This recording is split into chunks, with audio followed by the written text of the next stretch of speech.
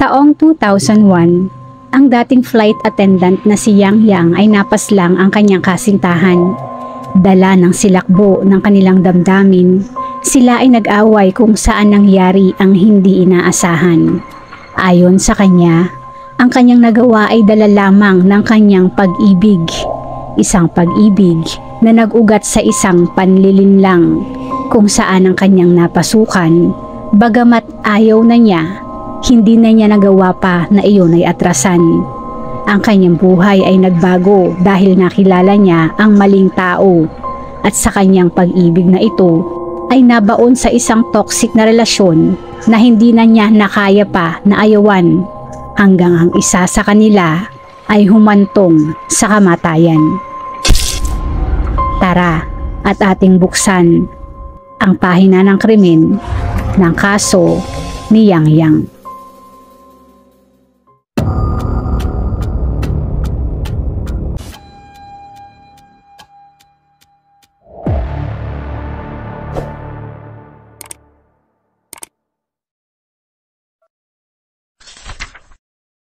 Si Yang Yang ay ipinanganak noong 1976 at lumaki sa Xiamen, China. Ang kanyang mga magulang noong siya ay bata pa ay nagdiborsyo, kung saan si Yang ay napunta sa pangangalaga ng kanyang ina. Ayon kay Yang, pagdating sa kanyang karakter, siya ay stubborn at perfectionist simula bata pa. Siya din ay independent, sobrang paranoid, hindi nakikinig sa sinasabi ng iba at gumagawa ng kanyang sariling desisyon sa lahat ng bagay. Ang mga karakter na ito ay kanyang dinala hanggang sa kanyang pagdadalaga.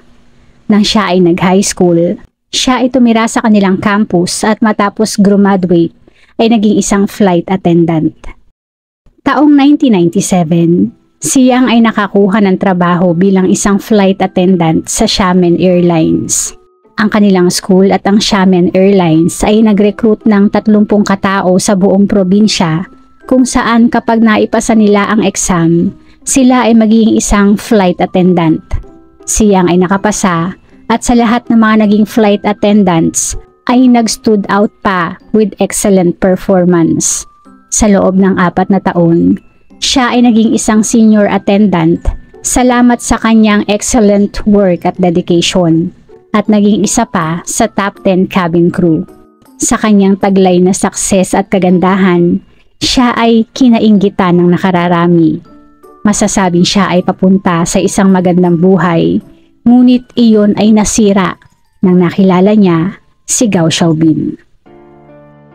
Bilang isang flight attendant, si Yang ay nakasalamuha ang nakararami at iba't ibang mga tao araw-araw. Minsan habang nasa flight, isang pasahero ang kanyang nakita na pumukaw ng kaunti ng interes niya. At iyon ay si Gao Xiaobin. Si Xiaobin ay isang businessman na galing Fujian at CEO ng isang real estate company. Siya ay madalas na nasa Beijing for work at papunta noon sa Xiamen nang nasilayan ng kanyang mata ang magandang flight attendant na si Yang. Habang nag-i-inspect sa cabin, si Yang ay nakita ang isang lalaki na tumingin sa kanya at ngumiti pa. Ang lalaki na ito ay mukhang isang businessman at nang nagtagpo ang kanilang mga mata, si Yang ay tila nakaramdam ng familiarity sa mga mata na yon. Sa buong trip na yon, si Xiaobin ay madalas na humingi sa kanya ng coke at coffee at talagang gumagawa ng oportunidad para makausap siya. May isang pagkakataon na si Xiaobin ay kailangan na mag-fill out ng passenger opinion card at discount cards kung saan ito ay nagpanggap na hindi iyon maintindihan at hiningi ang phone number ni Yang sa excuse na baka kailanganin nito iyon in the future. Si Yang naman, para matapos na ang pangungulit ni Xiaobin, ay binigay ang kanyang pager. Sa isip na din na hindi naman niya kailangan na mag-reply dito in the future. Sa mga hindi nakakaalam, ang pager ay isang device na nakare-receive ng alphanumeric at voice messages. Ito ay one-way communication at para magbigay ng tugon, kailangan na gumamit ng telepono para ibigay ang kanyang mensahe at ang mensahe na ito ang itra-transmit papunta sa pager. Kung may mali man sa description ko, pauna na ang aking pasensya. Kalaunan, siyang ay madalas na makatanggap ng voice messages mula kay Xiaobin sa tuwing ito ay nasa Xiamen para imbitahan siya na magkita sila at kumain for dinner. Siyang naman, out of politeness na din, ay nag-respond sa mga tawag na iyon ng isang beses lamang kung saan siya ay tumanggi sa imbitasyon dahil wala siyang oras para doon. Bukod kasi sa kanyang trabaho, siyang ay busy na maghanap ng university para ipagpatuloy ang kanyang pag-aaral. Sa suporta ng kanyang magulang, siyang ay nag-quit sa kanyang trabaho at nag-enroll sa Peking University sa Beijing para mag-aral ng business administration. Lumipas ang isang taon, siyang na noon ay 21, na nasa kanyang pangalawang semestre, ay naka-receive ng tawag sa kanilang dormitoryo. Walang ideya sa kung sino ang nasa kabilang linya, siyang ay nagsabi ng hello, na sinagot naman ang nasa kabilang linya ng hello. Oras na narinig niyang ang boses ang nasa telepono, siya ay lumuha at malinaw na sinabi ang pangalan ng caller. Walang iba kundi si Gao Xiaobin.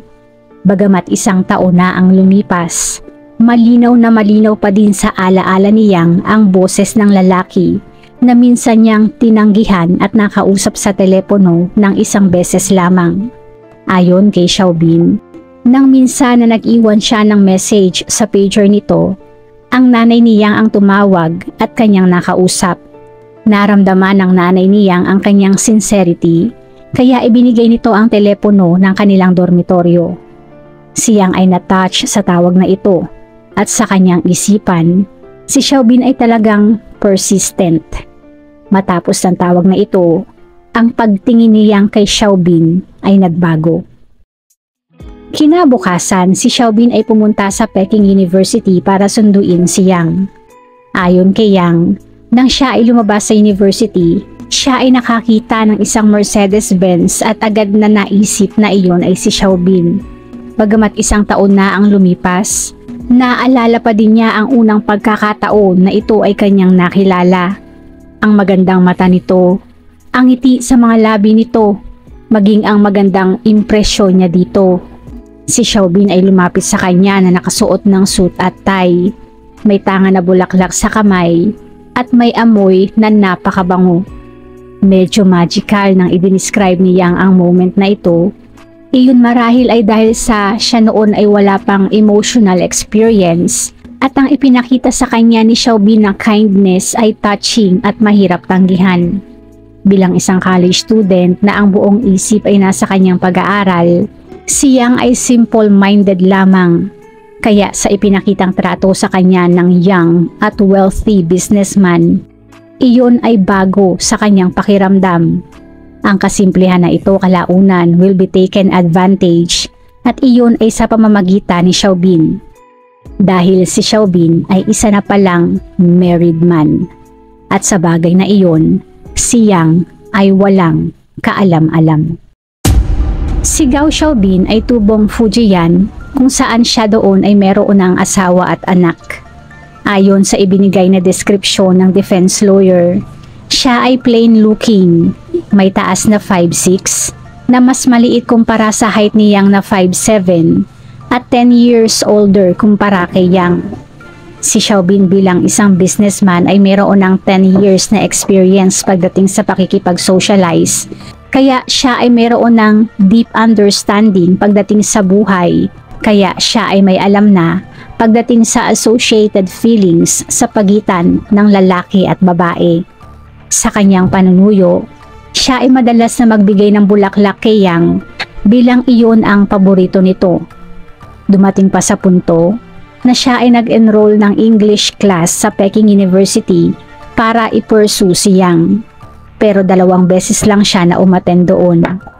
Sa patuloy na pagkikita, iyon ay nakasanayan na ni Yang, kaya sa tuwing siya ay walang klase, ay tatawagan niya si Xiaobin para magpasundo dito at mamasyal. Minsan, ang kamay ni Yang ay naaksidente nang natapunan iyon ng kumukulong tubig at sa gitna ng sakit, ang agad na pumasok sa kanyang isip ay si Xiaobin, kaya iyon ay kanyang tinawagan para humingi ng tulong. Si Xiaobin naman ay parang isang Superman na pinalipad ang kanyang sasakyan para sunduin si Yang at dinala ito sa ospital. Ang aksyon na ito ay nagbigay ng warmth sa puso ni Yang at sa patuloy na kanilang pagkikita, si Yang ay unti-unting nakaramdam ng excitement. Ang excitement na ito ay medyo mahirap sa pakiramdam dahil para kay Yang, hindi pa siya ready na ma-in love. Kaya ang kanyang feeling ay sinubukan niya na supilin. Isang araw, si Xiaobin ay binigyan si Yang ng isang pager at si Xiaobin lamang ang nakakaalam ng number. Nang nakuha ni Yang ang pager, siya ay na-excite at tila sabik na naghintay para siya ay tawagan ni Xiaobin. Ngunit 3 araw na ang lumipas ay wala pa din siyang na-receive na tawag mula dito. Ang pager na ito matapos ng 3 araw ay biglang nag-vibrate sa kalagitnaan ng gabi at si Yang sa pag-iisip na iyon ay galing kay Xiaobin ay dali-dali at excited na bumangon para ito ay tawagan. Ang pager ay nag-vibrate bandang 2:00 sa madaling araw kaya hindi niya maaaring magamit ang phone sa kanilang dormitoryo. Pero hindi din siya makakalabas dahil ang pintuan ng kanilang dormitoryo ay sarado pa. Gayunpaman, si Yang ay hindi nagpapigil. Siya ay nakakita ng isang lubid at ginamit iyon para makalabas sa bintana na nasa 2nd floor ng kanilang dormitory building.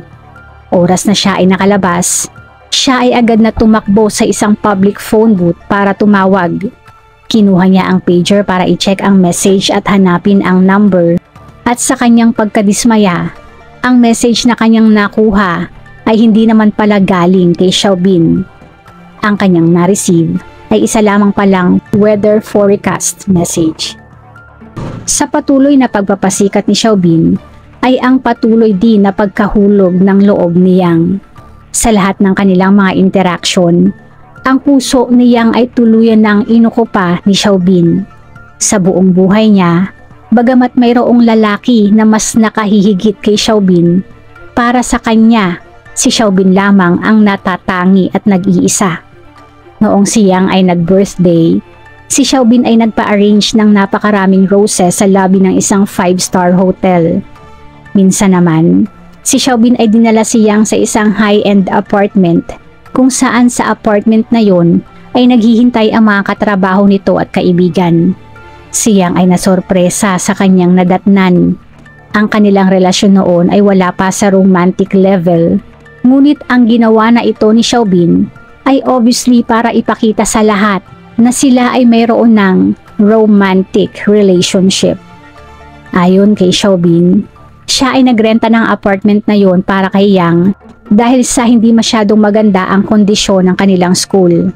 Si Yang naman ay agad na lumipat sa apartment na yon na 10 kilometers away sa kanilang school at doon na nanirahan. Kalaunan, si Xiaobin din ay lumipat sa apartment na yon kaya silang dalawa ay tuluyan ng nagsama. Ito na ang simula ng kanilang toxic relationship. Matapos ng kanyang school, si Yang ay nagplano na bumalik sa kanyang dating trabaho, ngunit si Xiaobin ay hindi pumayag.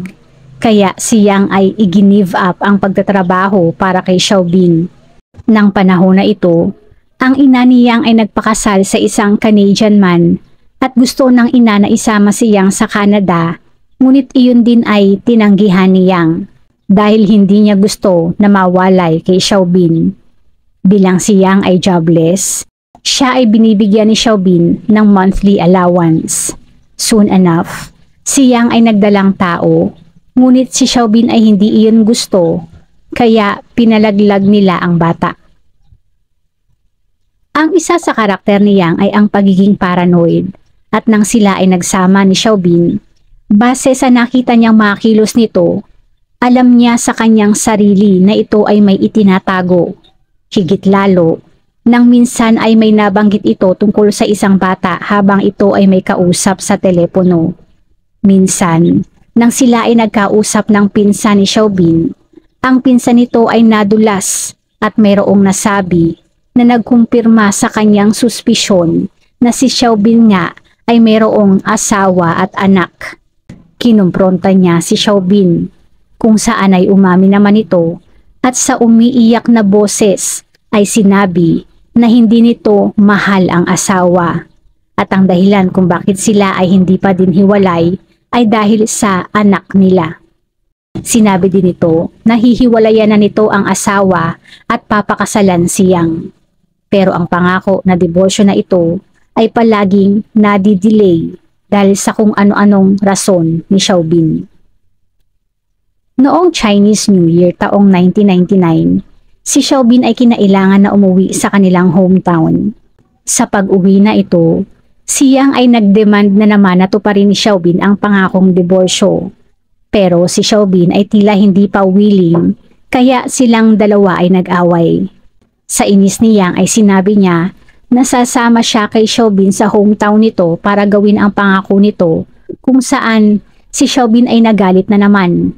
Si Xiaobin ay tinawagan ng asawa sa harap ni Yang at diretsyong sinabi na siya ay uuwi kasama ang kanyang girlfriend, na inakala naman ng asawa na isang joke. Kinabukasan, ang dalawa ay magkasama nga na umuwi sa Fujian, pero bago makarating doon, si Yang ay pinanghinaan ng loob na makaharap ang asawa ni Xiaobin. Kaya siya ay nag-check-in na lamang sa isang hotel at umuwing mag-isa. Si Xiaobin naman sa kabilang banda ay sinabi sa asawa ang kanyang affair at nag-ask ng divorce. Pero hindi naman pumayag ang asawa nito. Ang kanyang mga magulang ay hindi din pumayag sa kanyang request. Kaya ang ending, sa halip na sila ay masaya dahil sa Chinese New Year, ang kanilang pamilya ay nagtalo dahil sa kanyang affair. Matapos ang isang linggo, sina Yang at Xiaobin ay bumalik na sa kanilang apartment sa Beijing. Ang parents naman ni Xiaobin, na hindi pa din payag sa relasyon ng dalawa, ay hinayaan na lang muna ang kanilang relasyon. Kalaunan, ang mga magulang ni Xiaobin ay pumunta sa Beijing gamit ang excuse na kailangan nilang magpa-check up sa doktor at nanirahan kasama ng dalawa sa apartment na mga ito. Ang kanilang totoong pakay ay para matyagan si Yang na para sa kanila ay isang homebreaker. Ang paninirahan ng mga magulang sa Beijing ay nagdulot ng malaking hindi pagkakaunawaan sa parte ni na Xiaobin at Yang. Minsan, ang Rolex watch ni Xiaobin ay bigla na lamang nawala at ang mga magulang ay pinagbintangan si Yang sa pagkawala nito. Ang dalawa ay nag-away na naman at halos hindi nag-usap ng isang buwan. Sa patuloy na paglabo ng kanilang relasyon, matapos ng kalahating taon, si Yang ay nagdesisyon na mag-aral na lamang abroad. Ang pag-aaral na ito ay isang malaking oportunidad para na din kahit papaano ay makapag-isip-isip siya sa kanilang relasyon na surprisingly ay hindi naman tinanggihan ni Xiaobin. April 2000, si Yang ay lumipad patungong Switzerland para mag-aral ng hotel management, pero nang siya ay naroon na, ay hindi pa din natahimik ang kalooban niya. Iyon ay dahil si Xiaobin ay mayat-maya ang pagtawag sa kanya. Ayon kay Yang, si Xiaobin ay tinawagan ang lahat ng kwarto sa hotel na kanyang tinuluyan para malaman kung saang room siya naroon. Nang minsan naman na hindi niya sinagot ang tawag nito, si Xiaobin ay tinawagan ang kanyang mga classmates at pinakiusapan ng mga ito na sabihan si Yang na sagutin ang kanyang tawag. Si Xiaobin ay gumastos ng nasa $4,000 o nasa 160,000 pesos sa phone bills lamang sa unang buwan ni Yang sa Switzerland. At si Yang naman, sa pag-iisip na ang ginawa ni Xiaobin ay isang ekspresyon ng pagmamahal nito sa kanya, ay muling lumambot ang puso sa nasabing pagmamahal. Sa tuwing may pagkakataon, si Yang ay lilipad ng China para makasama si Xiaobin. Bagamat sabik man sa isa't isa, hindi pa din nawala sa kanilang relasyon ang constant conflicts. Minsan, si Yang ay nakita si Xiaobin sa isang nightclub na medyo nakikipaglandian sa isang babae. Kaya sa kanyang galit, ay ibinato niya ang kanyang bag kay Xiaobin sa harap ng mga kaibigan nito. Si Xiaobin syempre ay napahiya at nagalit. Kaya sa kanilang pag-uwi, si Xiaobin ay hinampas si Yang sa ulo gamit ang isang bato kung saan si Yang ay nagkaroon ng 3 stitches para doon. July 2001 naman, nang muling bumalik sa China si Yang. Nalaman niya na si Xiaobin ay bumili ng isang bahay sa Beijing kung saan ang asawa at anak nito ang titira. Dahil dito, si Yang ay naisip na ang diborsyo sa pagitan ng dalawa ay medyo malabo na. Isang araw bago mag-start ang kanyang school sa Switzerland, si Yang na dapat ay pabalik na ng Switzerland ay hindi nag-board ng plane at palihim na pumunta sa hometown ni Xiaobin. Sa kanyang pagkakaalam, ang asawa ni Xiaobin ay nag-apply na makakuha ng Hong Kong Permanent ID at gamit ang impormasyon na ito ay nagpanggap na siya ang responsable para sa sinabing application.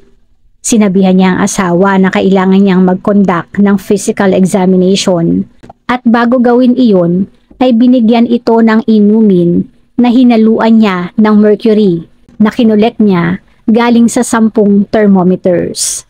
Matapos na inumin iyon ng asawa, ay binigyan niya ito ng test strip at isinubo sa bibig nito. Matapos ng 10 minutong paghihintay, ay wala namang nangyari sa asawa, kaya siyang ay hinaluan muli ng natitira pang mercury ang inumin at ipinainom muli dito, bago tuluyang umalis para bumalik na sa Switzerland. Kalaunan, ang asawa ni Xiaobin ay nakaramdam na ng kakaiba, kaya tinawagan nito si Xiaobin at ikwinento ang nangyari. Agad na naghinala si Xiaobin na iyon ay kagagawa ni Yang, kaya sinabihan nito ang asawa na pumunta ng ospital for examination, kung saan ito ay na-diagnose ng mercury poisoning. Fortunately, dahil sa ang asawa ay agad na na-examine, wala namang gaanong naging problema sa katawan nito matapos na gawan ito ng detoxification. Sa ginawa na ito ni Yang, bagamat hindi iyon ipinaalam sa otoridad, si Xiaobin ay totally pinutol na ang anumang komunikasyon kay Yang. Ngunit iyon ay hindi din naman nagtagal at sila ay unti-unting nagkaroon na naman ng komunikasyon taong 2001. Si Yang nito ay 25 years old at sila ni Xiaobin ay nasa 4 na taon na ng kanilang on and off relationship. April ng 2001, si Yang ay bumalik muli ng China. Siya ay binigyan ni Xiaobin ng about $900 na allowance para sa kanyang living expenses at nagrent ng isang apartment sa Beijing at nanirahan doon ng mag-isa. Ang kanilang relasyon ni Xiaobin ay nagpatuloy at hindi nagtagal, siya ay muling nagdalang tao. Inisip ni Yang na ang maaaring dahilan sa hindi pagdiborsyo ni Xiaobin ay dahil sa anak nito sa asawa, kaya siya ay hindi uminom ng birth control pills para siya ay mabuntis. Nang nalaman ito ni Xiaobin, ito ay nagalit pa din at binigyan siya ng pera for an abortion na kanya namang ginawa. Para muling makalimot, si Yang ay pumayag sa proposal ng kanyang ina na pumunta sa Canada. Binalak niya na doon na talaga tuluyang manirahan. Katulad ng kanyang purpose noon sa pagpunta sa Switzerland, ang kanyang pagpunta sa ibang bansa ay para tuluyan ng makawala sa kanilang relasyon ni Xiaobin. Sa balak na ito, siya ay tinulungan pa ni Xiaobin para sa kanyang visa. Sa panahon na ito, hindi na sila ganoon ka-close katulad ng dati dahil sa si Xiaobin ay mayroon ng bagong babae. Minsan, si Yang ay sinundan si Xiaobin para malaman kung sino ang bagong babae nito, kung saan ito ay talagang nagalit at nagbanta pa na kung iyon ay kanyang muling gagawin, ay baka mapaslang na nito si Yang. June 27, si Yang ay pumunta sa bahay ni Xiaobin para i-discuss dito ang tungkol sa kanyang visa. Sa kanilang pag-uusap, ang telepono ni Xiaobin ay nag-ring, kung saan ito ay pumunta sa banyo para sagutin ang tawag. Alam ni Yang na ang tawag na yon ay galing sa bagong babae nito. Kaya matapos ang tawag, sinabi ni Yang kay Xiaobin na siya ay mayroon na ding bagong boyfriend. Si Xiaobin ay nagalit at nagselos at ang ending, silang dalawa ay humantong na naman sa kama. Bandang 4:00 ng madaling araw, si Yang ay kinuha ang phone ni Xiaobin para tignan kung sino ang tumawag at iyon ay nalaman ni Xiaobin kung saan sila ay nag-away na naman. Ang kanilang away sa pagkakataon na ito ay medyo intense na sa sobrang intense, iyon ay rinig sa kabilang dingding ng kapitbahay. Ayon kay Yang, sa kanilang away na ito, si Xiaobin ay kumuha ng patalim at sinabihan nito, quote, "I should have killed you the last time." Si Yang bilang kanyang depensa ay inagaw ang patalim kay Xiaobin at sa kanilang struggle ay aksidenteng nasaksak si Xiaobin. Si Xiaobin ay sumigaw para humingi ng tulong at sinubukan na agawin ang patalim kay Yang. Sa kanilang muling struggle, si Yang ay nagpanik at muling ibinaon ang patalim kay Xiaobin ng nasa 10 beses, kung saan nasugatan ang kanyang kamay. Matapos nito, si Yang ay napaupo na lamang sa sahig hanggang sa tuluyang nalagutan ng hininga si Xiaobin. Si Xiaobin ay dinala ni Yang sa banyo. Nilinis ang mga bloodstains sa kwarto at itinapon ang mga duguan na towels. Matapos nito, siya ay pumunta sa isang nearby store para bumili ng isang large suitcase para doon ilagay ang katawan. Sa kanyang pagbalik, nalaman niya na ang housekeeper ni Xiaobin ay tumawag na sa mga otoridad, kaya siya ay agad na umalis. Si Yang ay pumunta sa ospital para gamutin ang tinamong sugat sa kamay at lumipat ng ibang lugar kinabukasan kung saan siya ay doon nagtago. Sa parte ng investigasyon ng mga otoridad, agad nilang nalaman na si Yang ang last person in contact bago ito napaslang. Iyon ay dahil sa isang surveillance footage na nakunan sa elevator ng building. October 8, 3 buwan matapos ng insidente, si Yang ay tuluyan ng nahuli nang siya ay pumunta sa Canadian Embassy para mag-apply ng visa. September 9, 2002, si Yang ay nahatula ng death penalty kung saan siya ay nagpasa ng apela. Ang kanyang crazy love affair na sumira sa kanyang moralidad at eventually ay nagtapos sa trahedya ay isang naging malaking aral para sa kanya. Ang kanyang kaso ay umani ng malaking interes sa mamamayan at ng panahon na ito, ang legal na opinyon ay sensitibo at may maingat na opinyon pagdating sa mga krimen na ang sanhi ay family at relationship disputes. Sa kaso ni Yang, ang biktima na si Xiaobin ay itinago na ito ay may asawa na. Kaya basically, siya ay mayroon ding parte sa kanyang kinahinatnan. Bagamat ang ginawa ni Yang ay talagang mali, ang naging ugat ng aksyon na iyon ay dahil sa isang panlilinlang. August 8, 2003, ang korte ay binago ang sentensya ni Yang from death sentence at napalitan ng suspended death sentence. Ang ibig sabihin nito, ang akusado ay mayroong 2-year suspension of execution na maaring ma-reduce sa life imprisonment kapag walang naging problema o nagpakita ng good behavior ang bilanggo sa loob ng 2 taon na yon. Taong 2008, ang kanyang sentensya ay muling nabago at naging 16 years in prison na lamang dahil siya ay nagpakita ng good behavior sa loob ng bilangguan. Ibig sabihin, sa taon na ito na 2024, siya ay maaari nang makalaya. Bago isara ang ating pahina, shoutout po sa ilan sa ating manonood.